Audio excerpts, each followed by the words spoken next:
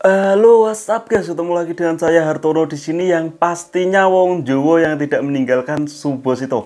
Oke guys, di video kita kali ini khusus buat pekerja ilegal ya. Aku mau menceritakan sebuah pengalaman ketika aku ditangkap imigrasi tetapi dilepaskan lagi dan aku itu mengalami sebuah penggerbekan di pabrik. Ini kenapa kok penting buat pekerja ilegal di Korea Selatan sini? Karena di sini aku akan berbagi pengalamanku dan bagaimana tips kalau misal untuk menghindari gerebekan ini.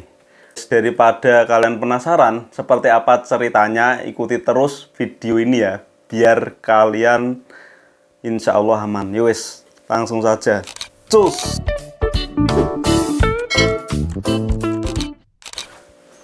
Oke guys, assalamualaikum warahmatullahi wabarakatuh. Buat yang baru gabung, salam kenal, ketemu lagi dengan saya Hartono. Dan buat yang udah stay di channel ini, terima kasih banyak udah stay di sini. Semoga sehat selalu dan sukses.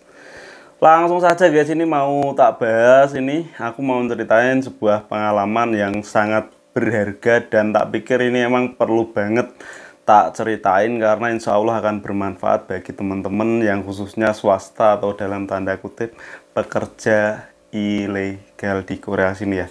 Jadi ini kejadian aku mengalami sebuah penggerbekan itu di pabrik pertamaku. Itu pas lagi waktu itu ada buronan orang asing, terus hingga akhirnya gencar penggerbekan di pabrik-pabrik sampai di jalan-jalan, di terminal, dan di tempat-tempat umum juga banyak.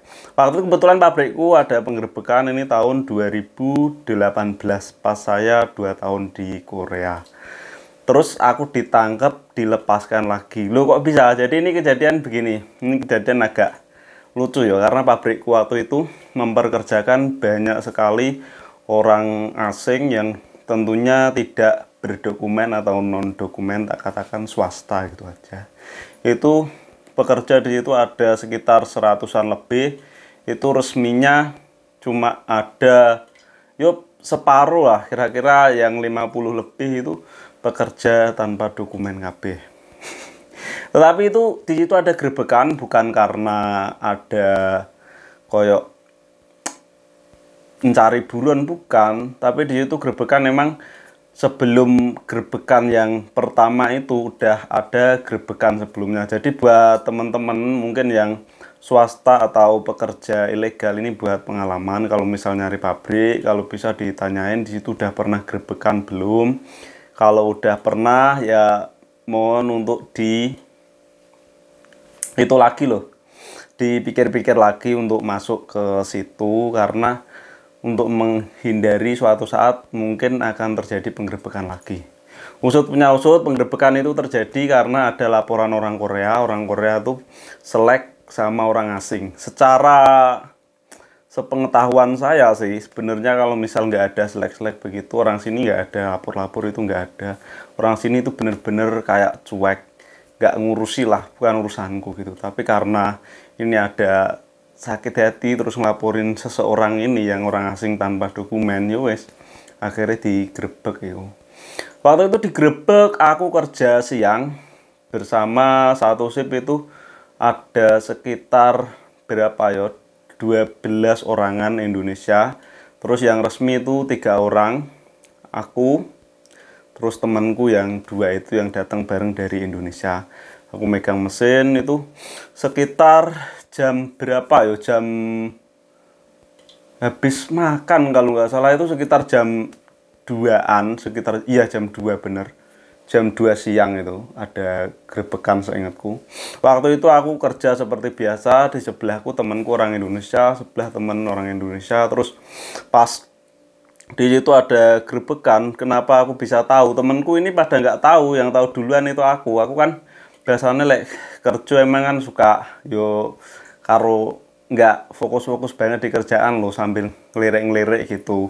Pas waktu itu aku ngelihat itu ada orang Filipin sama orang anu tuh yang kerja di depan itu pada gini-gini ngomong ono polisi gitu. Terus nggak lama dari itu terus ada bunyi alarmnya dibunyiin. Emang kan itu di situ pabriknya udah pakai begitu dan udah tahu dikasih alarm. alarm bunyi, tetapi kan mungkin teman-teman nggak denger tuh, temanku tak omongi langsung, mas ono Pak D, mas ono Pak D, temanku langsung lari itu, lari karena untuk menyelamatkan diri, pastinya lari berdua ini sama Pak D. Gak tahu aku lari kemana, aku juga udah blank itu, piye iki mau. Terus aku kepikiran itu di situ, waktu itu ada salah satu temanku yang baru tak masukin di pabrikku, dia itu baru main terus pulang, ada di kamarku. Terus waktu itu kan aku nggak bawa dompet toh, dompetku sama KTP kan ada di apa, asrama. Aku nggak lari karena aku resmi, sama temenku juga nggak lari waktu itu. Terus kita berdua ditangkap polisi, di borgol tangane, udah di borgol, ditaruh di belakang gitu tuh, dituntun, disuruh ambil dompet. Tapi sebelum itu aku ingat temanku tak suruh pindah, jangan di kamar itu, karena aku masuk ke kamar kan otomatis nanti ini polisi yang ini bakal meriksa ke dalam. Dan benar, akhirnya tak suruh pindah, temanku pindah ke kamar sebelah.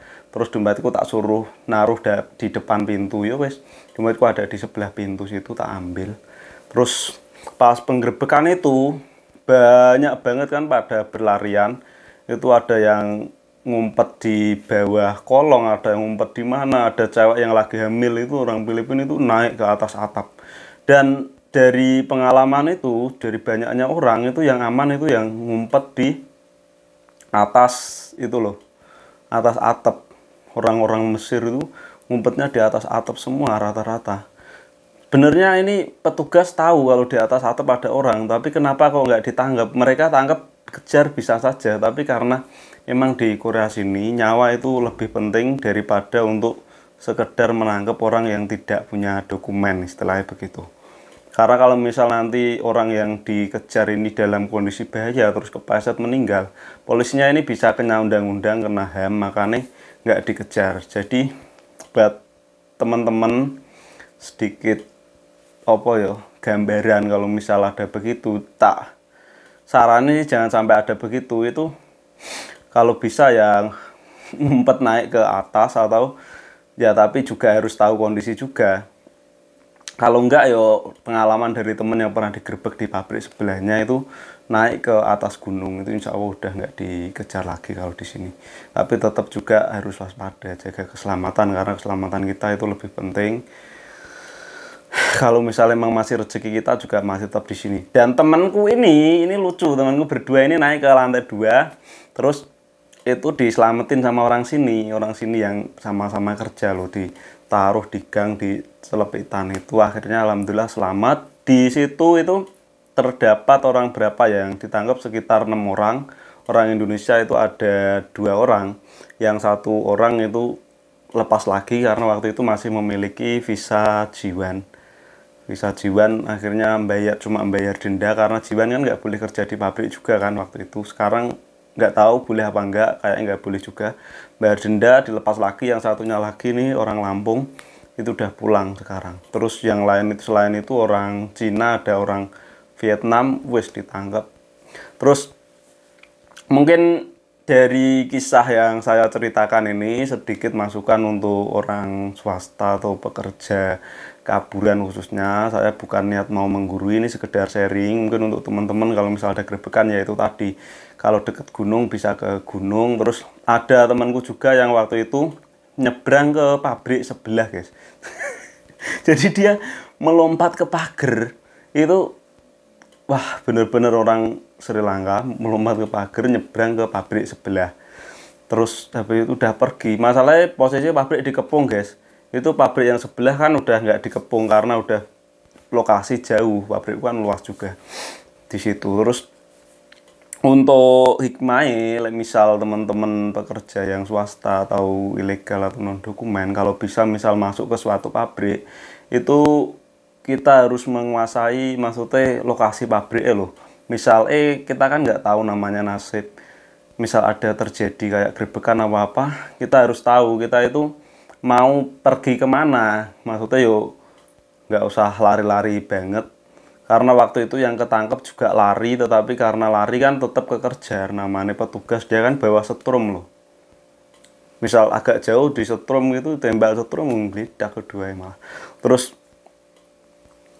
Yang penting jangan sampai konangan itu. Kalau kita tahu lokasi untuk lari yang aman kan, ya wes ada pintu di belakang, misalnya ada tangga buat naik ke atas, atau ini buat ngumpet kira-kira aman, ya wes kita harus tahu itu yang paling penting. Karena kalau misal ngumpet di bawah itu juga bakal ketahuan. Yang terpenting ya yang paling aman yaitu kalau ada yang buat naik ke atas atap itu insya Allah aman, tapi kita harus memperhatikan keamanan kita juga, kira-kira bisa aman enggak. Yang paling bagus sih yuk jangan sampai ketemu itu. Tetapi kan kita nggak tahu nasib. Kalau misal sekarang kan juga banyak kaburan juga toh, karena kemarin kan yang dari Indonesia pada nggak terbang, akhirnya yang di laut itu tingkat kaburan meningkat karena ada beberapa banyak temen juga yang menghubungi saya kabur, terus nanya kerjaan, terus nanya saya mau kabur ini kemana mas, ke musola mana gitu, pada nanya begitu. Terus ini aku di musola sini mas mau cari kerjaan, ini aku di daerah sini mau cari kerjaan, kan nanya gitu loh. Padahal aku pun juga nggak begitu memahami, makanya aku bisa mengindikasikan ini pasti tingkat kaburan meningkat otomatis. Yo mudah-mudahan sih nggak akan ada rahasia. Misal menjaga ada rahasia ya itu mulai sekarang harus persiapan, tahu mau kita pergi kemana kalau terjadi gerebekan. Yo guys, mungkin cukup sekian video kali ini. Terus jika ada salah-salah kata mohon untuk dimaafkan. Jika video ini bermanfaat boleh share banyak-banyak ke media sosialmu biar teman-teman yang lain juga pada tahu. Dan jangan lupa untuk dukung channel ini dengan cara like, komen, dan juga subscribe channel ini. Yowes, sampai jumpa lagi. Wassalamualaikum warahmatullahi wabarakatuh. Pokoknya tak doakan selamat untuk semua pejuang devisa, baik yang resmi maupun yang swasta. Karena saya tahu tujuan kalian hanyalah untuk mencari nafkah untuk keluarga. Insya Allah selamat mangkat, selamat mulai, selamat. Yuk, bye bye. I know you told your friend you're not okay, and tell me what's wrong and why you never said you